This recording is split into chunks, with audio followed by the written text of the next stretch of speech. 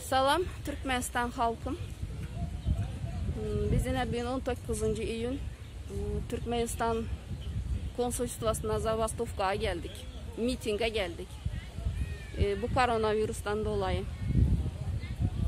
Bizi bu Türkmenistan halkımızı maskara etmeye koysun bu diktatör. Kurbanqulu Berdimuhamedov.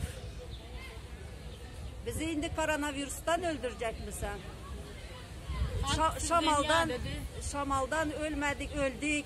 Ondan kurtulduk. Indi özümüze geldik de koronavirüs yetişti sana. Şimdi koronavirüsten ölelim. Aparatın hem yok korunmaya.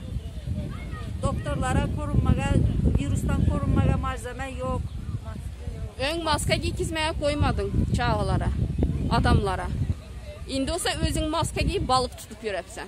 Adamlar küçük hatarında. Kumun içinde bir özün, sen bunu kitap maskara etme, bizden Türkmen halkımızı, Türkmenistan'ı maskara etme. Kurbanqulu yerini boşalt. Türkmen halkı seni istemiyor. Bizler Türkmenistan, Türkiye'de maskara oluyoruz. Türkmen demeye, Türkmenistanlı demeye yüzümüz kalmadı senin yüzünden. Sen gerekli yerler. Gümbol, ödüm döndürüp gideyim mi? Gümbol. Gümbol.